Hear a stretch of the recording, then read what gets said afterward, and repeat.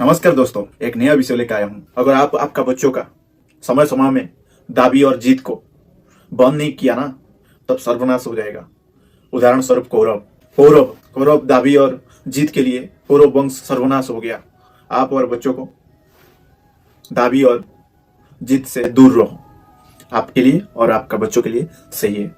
Second point, आप जितना भी पावरफुल हो ना क्यों, आपके पास जितना भी बड़ा बड़ा अस्त्र हो ना क्यों, लेकिन अगर आप अधर्म का साथ दिया, उस अस्त्र से कोई प्रभावित नहीं होगा, क्योंकि आप अधर्म का साथ दिया। समय आने पर आपका याद भी नहीं आएगा वो अस्त्र। ठीक है, इसीलिए आप जितना भी पावरफुल होना किस लिए होना क्यों, लेकिन आप अगर धर्म का साथ नहीं दिया, अधर्म रास्ता पर चला, आपका जो मंत्र है, आपका जो शस्त्र है, वो काम नहीं करेगा। समय आने पर आपका भगवान आपका ज्ञान और शक्ति सब ले लेगा। इसीलिए आप पावरफुल होके भी आप एक सामान्य इंसान बन जाओगे। इसलिए धर्म का रास्ता चुनो और धर्म पे चलो और आपका पावर जो है उसको बचा के रखो। उदाहरण स्वरूप कर्ण, उसका पास क्या नहीं था, सूर्य कवच उसका पास था, लेकिन वो अधर्म से था। इसीलिए समय आने पर उसका मंत्र और शक्ति कुछ भी काम नहीं किया, क्योंकि वो अधर्म रास्ता पर चल रहा था। इसीलिए भगवान उनका शक्ति वापस ले लिया। पॉइंट नंबर 3, आप आपके बच्चों को इतना उच्चाभिलाषी मत कीजिए, समय आने पर उसका दुरुपयोग होगा। उदाहरण स्वरूप अश्वत्थामा के पास बड़ा बड़ा अस्त्र था, ब्रह्मास्त्र से लेके विष्णु अस्त्र तक उसका पास सब था, लेकिन उसको ज्ञान नहीं था। इसीलिए इतना आपका बच्चों को उच्चाभिलाषी मत कीजिए कि समय आने पर वो ब्रह्मास्त्र को भी एक साधारण इंसान पर छोड़ देगा। ठीक है, इसीलिए बोलते हैं छोटा लड़का को बंदूक मत दो। ठीक है, टॉय दे दो, वो बंदूक नहीं है, प्लास्टिक बंदूक दे दो। ठीक है, क्योंकि उसको पता ही नहीं है, समझ रहे हो ना, उसको कुछ ज्ञान ही नहीं है कि ये सच्चा बंदूक है, ये प्लास्टिक बंदूक है। ठीक है ना, इसीलिए आप इतना उच्चाभिलाषी मत कीजिए आपको बच्चों को कि आपको ही लास्ट में मार देगा। ठीक है, उदाहरण स्वरूप अश्वत्थामा ऐसा इंसान था कि उसको ज्ञान तो मिला, लेकिन ज्ञान का सदुपयोग नहीं कर पाया। नंबर 4 पॉइंट में पितामह भीष्म आता है। आप किसी को इतना प्रतिज्ञा मत कीजिए, आप किसी के लिए इतना प्रतिज्ञा मत कीजिए कि जो कि समय आने पर आप अधर्म का साथ दोगे। अधर्म चाहे धर्म में हो चाहे अधर्म में हो, कभी ऐसा प्रतिज्ञा मत कीजिए, क्योंकि आज का दिन और कल का दिन का अंदर में बहुत फर्क है। अगर तुम आज प्रतिज्ञा कर लिया ना, कल वो इंसान वो बदल जाएगा। ठीक है, तब तुम क्या करोगे? उस टाइम तुम्हारा प्रतिज्ञा नहीं तोड़ पाओगे, क्योंकि अगर वो इंसान अधर्म का साथ चल रहा है तो उसका साथ देना पड़ेगा। ऐसा प्रतिज्ञा मत कीजिए जैसा आपका हानि होगा, आपको अधर्म का रास्ता चुनना पड़ेगा। ऐसा प्रतिज्ञा मत कीजिए।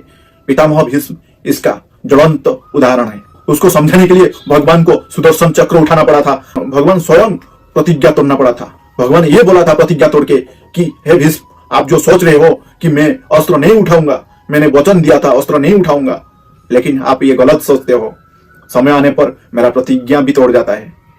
ठीक है, क्योंकि मैं धर्म पर हूं, जो धर्म पर है मैं उसका साथ देता हूं, जो अधर्म पर है मैं बिल्कुल उनका साथ नहीं देता हूं। तो उसके लिए मुझे चाहे मेरा वचन तोड़ना पड़े कि मेरा प्रतिज्ञा तोड़ने पड़े, तो मैं तोड़ूंगा।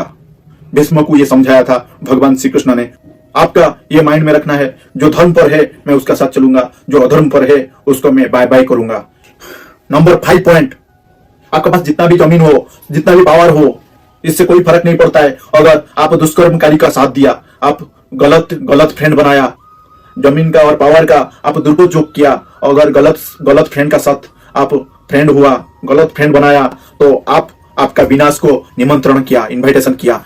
उसका उदाहरण स्वयं दुर्योधन है। आप दुर्योधन से सीख सकते हो कैसा वो अधर्म का रास्ता पर था दुर्योधन।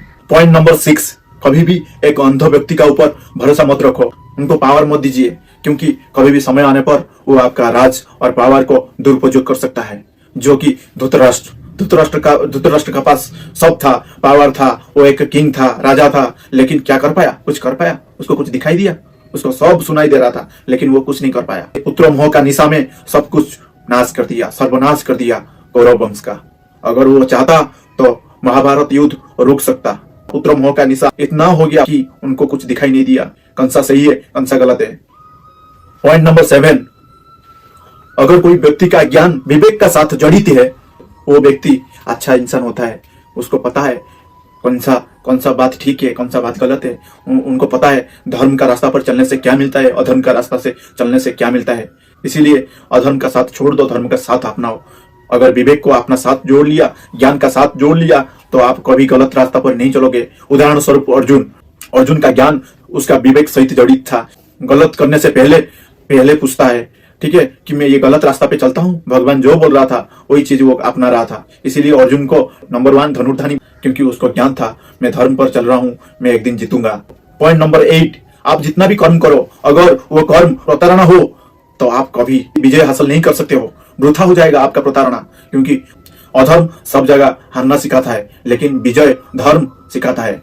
तो इसीलिए प्रताड़ना छोड़ो। उदाहरण स्वरूप शकुनी मामा इतना प्रताड़ना था कि उनका गोटी को जो बोलेगा वही होगा। लेकिन इतना प्रताड़ना होने का बाद भी वो शकुनी मामा कभी नहीं जीत पाया, क्योंकि वो अधर्म पर था।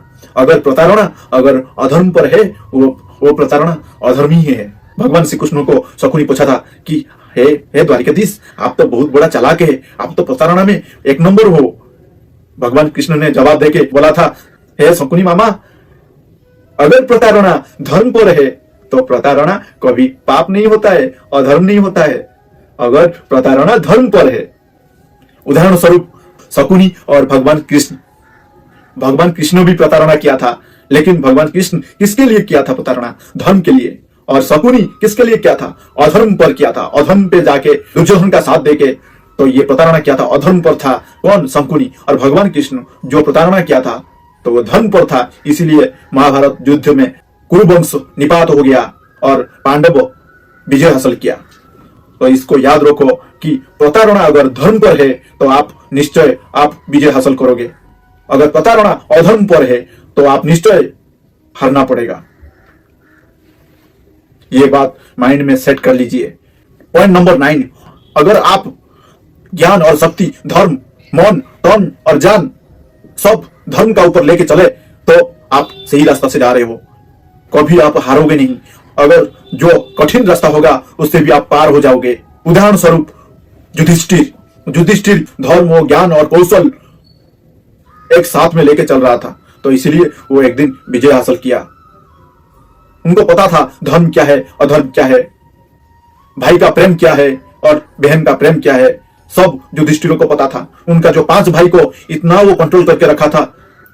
और अगर आपको टाइम नहीं मिल रहा है तो ये वीडियो जरूर आपका बच्चों को शेयर कीजिए कि इस चीज से वो दूर रहे और अच्छा से धर्म पर चले और नाम रोशन करे। मैंने 8 पॉइंट बताया, इसको ही लेके चलिए, देखिएगा कुछ भी आपका जीवन में कठिन नहीं रहेगा। जब दिल में आएगा कृष्णा तो मिट जाएगा तुम्हारा तृष्णा। जय श्री कृष्ण। आज के लिए इतना है, फिर आऊंगा नया वीडियो लेके। प्लीज लाइक एंड सब्सक्राइब करना नहीं भूलना दोस्तों।